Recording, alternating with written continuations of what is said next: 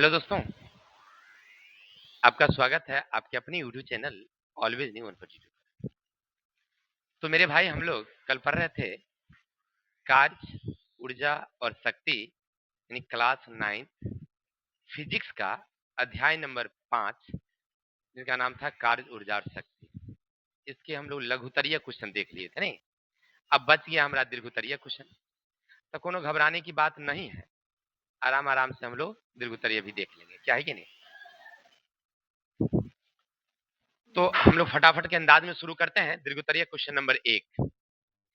बुआ जी क्वेश्चन क्या कह रहा सुनो। कार्य की परिभाषा लिखे। क्वेश्चन क्या कहा, कार्य की परिभाषा लिखे। धनात्मक कार्य, ऋणात्मक कार्य, शून्य कार्य के उदाहरण सब लिखना है। तो पहली बात, हंसना, पढ़ना, लिखना, सोना, जाना, आना, देखना, दौड़ना सब काम ही है। लेकिन विज्ञान कहता रे बउआ कि जब किसी वस्तु पर बल लगाइयो, अब बल लगाने से परिवर्तन हुआ तो कार्य मानियो, और ना हुआ तो कार्य का। अब जैसे मान लीजिए कि सामने पत्थर पड़ी हुई और हम धक्का देना शुरू कर दिए, लुहरा के उधर कर दिए मान लीजिए, आप फिर अपनी जगह पर आ ही गया तो काम हुआ।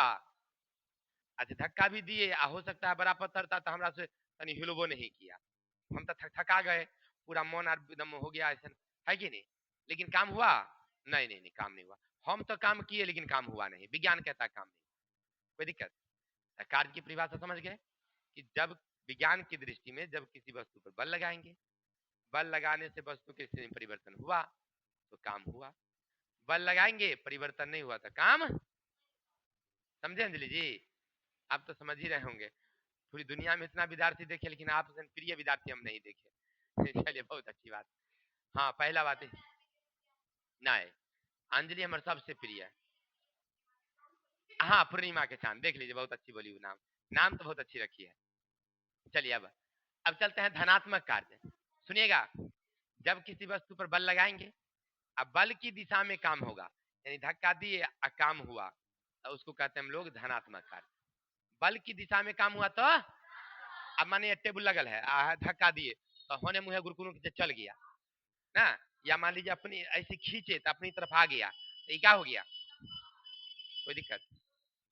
चलिए अब ऋणात्मक कार्य, जब किसी वस्तु पर बल देंगे लेकिन बल की दिशा में नहीं विपरीत दिशा में काम होगा, बल के विपरीत दिशा में काम नहीं। कहेगा सर कैसे, एगो स्प्रिंग को वहां बांध दो और तू खींचो, तो तू इधर खींच रहा है वो होने खींच रहा है, नहीं काम हो रहा विपरीत, ये कौन हुआ, ऋणात्मक का, कोई दिक्कत। अब शून्य कार्य, अब देखिए हम बल दे रहे हैं इधर की ओर, ना इधर आ रहा है ना उधर जा रहा है, उल्टा भाग गया है ने, यानी कहने का अर्थ है कि बल दिए या काम नहीं हुआ, समझिए हमारी बल की दिशा में या बल के विपरीत दिशा में, तो उसको क्या बोलेंगे हम लोग, कोई दिक्कत। ये तो तीनों समझ गए, कार्य समझ गए, धनात्मक, ऋणात्मक और। चलिए नेक्स्ट नंबर,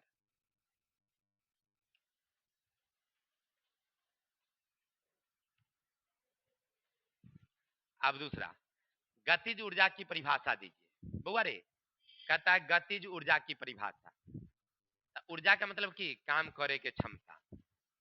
अच्छा मान लो मोटरसाइकिल लगल है तो ओकरा में काम करने की क्षमता है, बिल्कुल नहीं है। ओकरा में तनी एक्सीलेटर दे के हम तनी उड़ा दें, आ सामने हमारा मुखिया जी आवे आ तनी ओकरा आगुए से मार दे तनी एना का, मुखिया जी ऊपर जाएगी 6 रन के लिए, अब बाउंड्री लाइन से बाहर गिरेगी धबाक, क्या है कि नहीं। तो देखिए ई मोटरसाइकिल में, सुनिए ना, मोटरसाइकिल में काम करने की क्या हो गई, क्षमता हो गई ना, किसके कारण, गति के कारण। अच्छा मान लीजिए धीरे धीरे, मान लीजिए अगर जाएंगे धीरे से सटाएंगे उतना तक काम करने की क्षमता नहीं हुआ, कस के अगर स्लेटर मार के जाएंगे तो ओहो से कस के मारेंगे तो। चलिए तो कहने का मतलब है, सुनिए ना, गति के कारण काम करने की क्षमता हुआ नहीं, जब चलना शुरू किया तो काम करने की क्षमता आ गया। गतिज ऊर्जा किसे कहते समझ गए, क्या बोलेंगे, किसी वस्तु में गति के कारण काम करने की क्षमता को गतिज ऊर्जा कहते हैं। अब कहता सुनिए, सुनिए, अब कहता है गतिज ऊर्जा का व्यंजक, याद रखिएगा गतिज ऊर्जा का व्यंजक होता है ई के बराबर हाफ एम वी स्क्वायर। मान लीजिए कोई वस्तु है जिसका द्रव्यमान क्या है, एम है, और उसका अंतिम वेग क्या है, भी। प्रारंभिक वेग यू है, अभी मोटरसाइकिल रुका हुआ था, 0 है, तब प्रारंभिक वेग यू बराबर कितना, 0। अंतिम वेग क्या होगा, भी। और जैसे देखिए यहाँ पर बताए हुए हैं, देखिए वस्तु के प्रारंभिक वेग यू, त्वरण ए यानी जी गुरुत्वीय त्वरण, अंतिम वेग क्या है, भी है, बदमाशी नहीं, ध्यान दीजिए। और दूरी यानी ऊंचाई कितना, एच, तो हम जानते हैं कि v square minus u square बराबर 2as। अर्थात देखिए हम u के जगह कितना बिठा देंगे, 0 बिठा देंगे, तो 0 बिठाएंगे तो आ जाएगा v square minus 0 2gh, v square बराबर 2g। कोई दिक्कत। अब आगे जैसे जैसे हम लोग नीचे आते जाएंगे तो उसकी स्थिति ऊर्जा क्या हो जाएगी, बदलती जाएगी गतिज ऊर्जा में, और भूमि पर आते आते वो क्या हो जाएगी, एक टकराएगी नीचे, नहीं, तो उसकी गतिज ऊर्जा अब क्या हो जाएगी, mgh। अर्थात गतिज ऊर्जा का व्यंजक हो गया हाफ, ये क्या लिखा हुआ है, गलती लिखा हुआ है, हाफ एम वी स्क्वायर। ये अपना देख लीजिएगा, नोट कर लीजिएगा, कोई दिक्कत। अब आगे ये सब हम समझा दिए थे वहां चैप्टर में, नहीं, गतिज ऊर्जा का व्यंजक।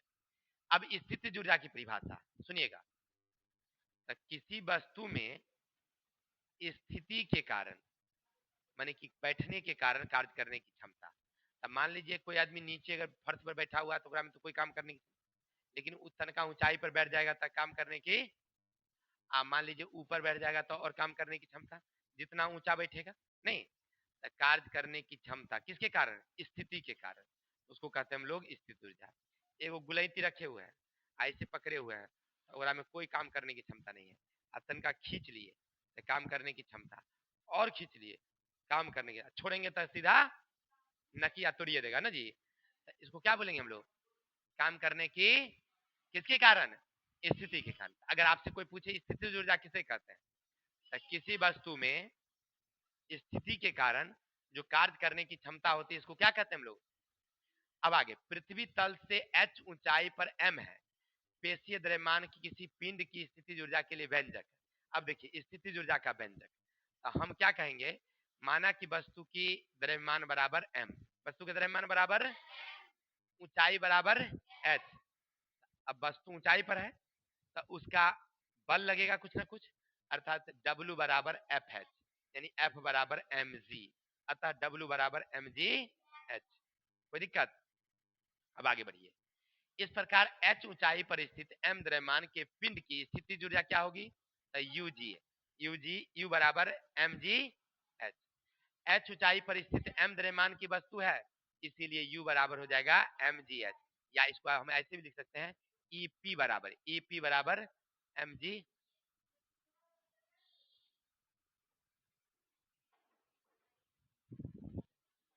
चलिए हो गया, तो किसी वस्तु में स्थिति के कारण कार्य करने की क्षमता, स्थिति ऊर्जा, और उसको हम लोग किससे सूचित करते हैं, तो बताएंगे तो mgh। अब आगे ऊर्जा संरक्षण के सिद्धांत और गणितीय रूप से सत्यापन। देखिए ऊर्जा संरक्षण का सिद्धांत क्या है, तो ऊर्जा न तो समाप्त होती है और न ही बनती है, केवल एक रूप से दूसरे रूप में बदलती है, इसको कहते हैं ऊर्जा संरक्षण का सिद्धांत।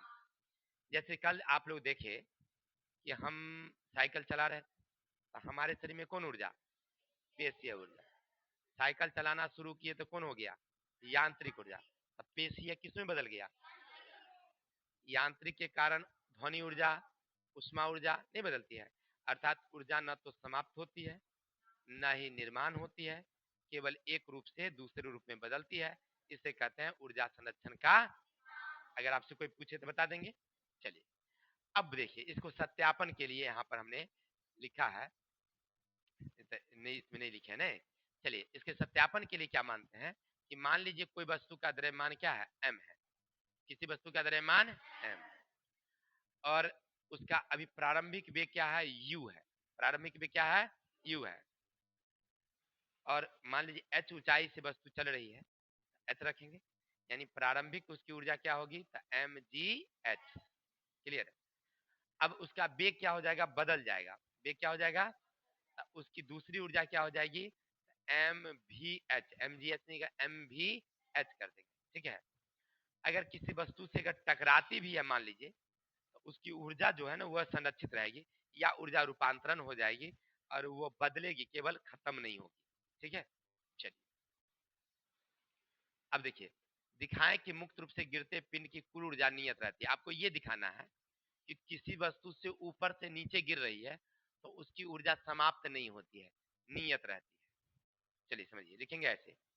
जब किसी वस्तु को h ऊंचाई से गिराते हैं, तो जब वो ऊंचाई पर रहती है तो उसकी स्थितिज ऊर्जा ज्यादा रहती है, और गतिज ऊर्जा, और जैसे जैसे ऊपर से नीचे आने लगती है तो उसकी स्थितिज ऊर्जा किसमें बदल जाती है, गति, स्पीड उसकी क्या हो जाएगी, बढ़ जाएगी। अर्थात उसकी स्थितिज ऊर्जा किसमें बदल गई, ऊर्जा खत्म हुआ नहीं ना, हुआ, बदल गया है। अब वो आएगी नीचे, नीचे आएगी धरती पर गिरेगी, धम से आवाज करेगी। स्थितिज ऊर्जा गतिज ऊर्जा में, और गतिज ऊर्जा किसमें आ गया, ध्वनि ऊर्जा में। हो सकता है कुछ समय गर्म हो जाए, कुछ समय के लिए थोड़ा सा भी उस प्रकाश निकलेगी, प्रकाश ऊर्जा और उष्मा ऊर्जा में क्या हो जाती है, बदल जाती है।